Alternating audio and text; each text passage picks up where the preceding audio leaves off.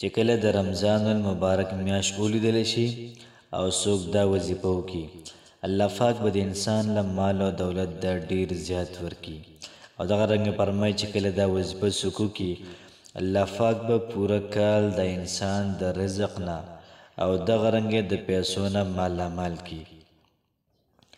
بسم الله الرحمن الرحیم. شروع کوم د ډیر مهربانه او د ډیر بخښونکي د رب په نوم باندې.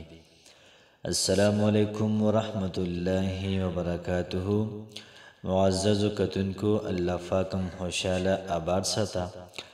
نن چې کومه زموږ وظیفه ده دا ډیره زیاته زبردست او ډیره زیاته د قوت والی وظیفه ده. داسې موقع دا په کال کې یو پیر راځي، داسې موقع داسې چانس دا کله کله وي. یاد ساته چې دا ویډیو مس نه کړئ، ځکه چې داسې موقع دا بیا په ژوند کې بار بار نه راځي. او دا څه پته لګي چې دا رمضان زما او ستا هیروي. هسې نه تېره رمضان ډېر ملګري موږ سره ژوندي وو، موږ سره کېناستل پاڅېدل، او دا رمضان چې راځي هغوی زموږ منځ کې نشته دی. نو د رمضان هېڅ پته لګي نه، هسې نه بیا رمضان راځي او موږ نه یو. نو زموږ او ستاسو دا روح چې کوم دی، دا ساه چې کومه ده، دا د بل چا په لاس کې دا پته لګي نه چې کله راکاږي. دغه رنګې اجل مرګ انسان پسې محترم دا ورپسې دی. نو داسې موقع دا مه مس کوئ، او دا کله کله محترم دا راځي. فرمایي چې کوم سړی د روژې میاشت ویني او دغه رنګې هلال کمیټې والا اعلان وکړي چې موږ میاشت دا ولیدله، په دغه وخت کې یو د وظیفې دي چې کوم سړی دا وظیفه کوي، نو الله پاک به د انسان له دومره رزق ورکړي، دومره الله پاک به د انسان دومره مالامال کړي چې د انسان د پوره کال کې به د چا نه د غوښتو موقع نه میلاویږي. پوره کال به د انسان لګیا وي، بل چا له به ورکوي، خو د چا نه به څه څیز دا بالي نه. یاد ساتئ د چا مال او دولت په کار وي، د چا نوکري په کار وي، او دغه شان د چا د عیش والا زندګي په کار وي. نو چې کله تاسو میاشت وینئ، تاسو دا وظیفه وکئ، انشاءالله العزیز الله پاک به زموږ او ستاسو روزي دا به دومره سیوا کړي، دومره به سیوا کړي چې خلک ما او تا ته حیراني چې تاسو څه داسې عمل کړی چې ته به دومره مالداره شولې.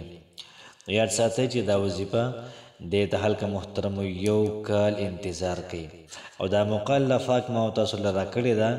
تقریبا 100 ورځې پاتې دي، بیا به خلک میاشت ویني.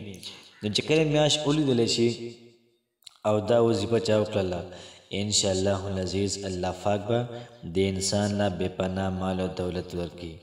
نو راځئ چې زر وظیفې طرف ته. وظیفه داسې ده چې کله ما ته د روژې میاشت دا ولیدله، د رمضان المبارک میاشت موږ ولیدله، نو فرمایي چې کوم سړي دا وظیفه وکړله، الله پاک به د انسان له دومره مال ورکړي، دومره سیوا مال به له ورکړي لکه څنګه د بر نه اوبه را پرېوځي لاندې په تیزۍ سره، دقه شان په تیزۍ سره الله پاک د انسان مالداره کړي او غریبي به له ختمه کړي. نو وظیفه داسې ده چې کله موږ میاشت ولیدله، نو فرمایي چې د ماښام د مانځه نه بعد 3 پیرې سورة القدر د دې تلاوت وکړي، 3 پیرې سورة القدر د هغې تلاوت وکړي. نو انشاءالله العزیز الله پاک به د انسان ته ډیر زیات مال او دولت دا ورکړي. او دغه رنګې فرمایي چې کوم سړي سورة الفتح دای 3 پیرې دا ویلي، نو الله پاک به دومره رزق د انسان ته ورکړي چې پوره کال د انسان به له غیره پیسې او دا به ختمېږي نه. پوره کال کې محترمو د انسان ته اډو سم محتاجي راځي نه.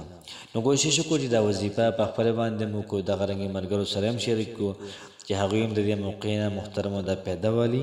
الله پاک هم خوشحاله آباد ساته. السلام علیکم ورحمت الله وبرکاته.